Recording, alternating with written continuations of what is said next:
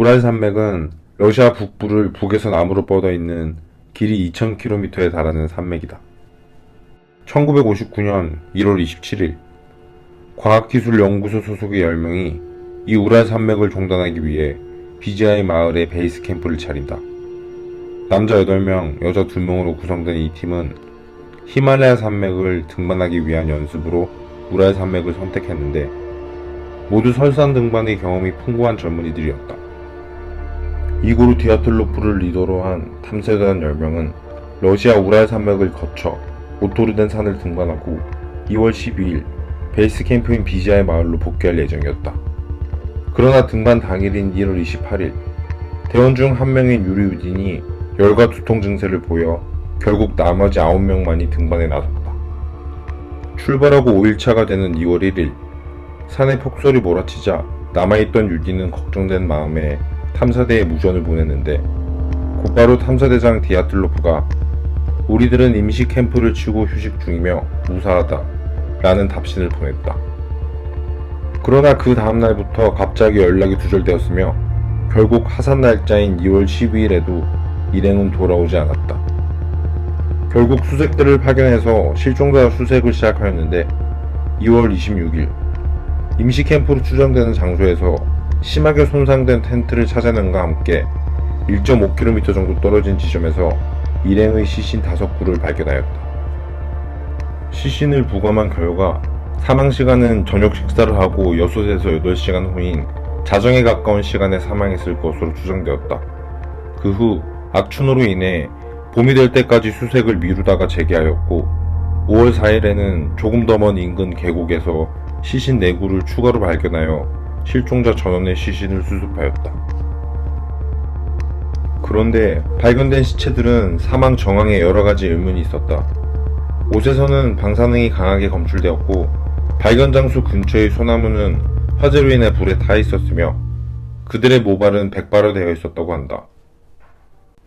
그리고 찢어진 텐트는 밖이 아닌 안에서 찢어졌다고 볼 수 있는 상황이었으며 먼저 발견된 5명은 공포에 질린 표정으로 속옷만 입은 채 죽어 있었고 5월 4일날 발견된 대원들에게서는 마치 교통사고로도 난 듯한 물리적 충격의 흔적과 혀가 반듯하게 잘려나간 대원도 있었으며 시신들의 피부는 모두 오렌지색으로 변색되어 있었다고 한다.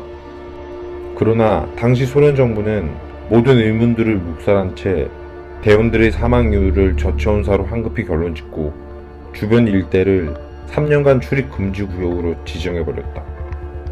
이후 이 사건의 내용은 과장된 것이고 오보된 내용이 있다는 이야기도 많이 나왔으며 몇 가지 부풀려진 증거들의 실제 내용을 가지고 와서 반박을 하는 이들도 있었다.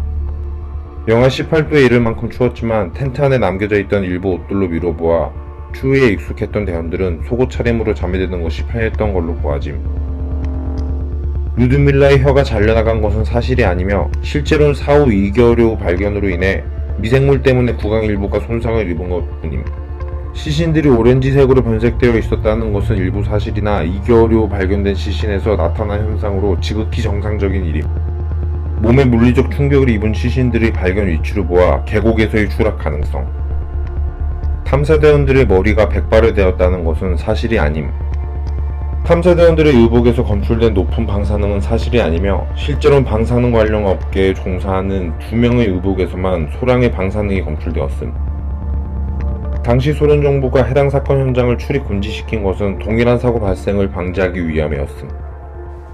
그러나 그날 밤의 모든 정황과 흔적들을 설명할 수 있는 그런 가설은 없었고 이 사건은 결국 아직까지도 수많은 추측만을 남긴 채 원인을 모르는 미해결 사건으로 남아있다. 2009년 사건 50주기를 맞이하여 동료 9명의 무덤을 찾아온 유일한 생존자 유리 우디는 이런 말을 남겼다. 내가 하느님께 질문할 기회가 단 한 번이라도 주어진다면 그날 밤에 도대체 내 친구들에게 무슨 일이 생겼는지 꼭 묻고 싶습니다.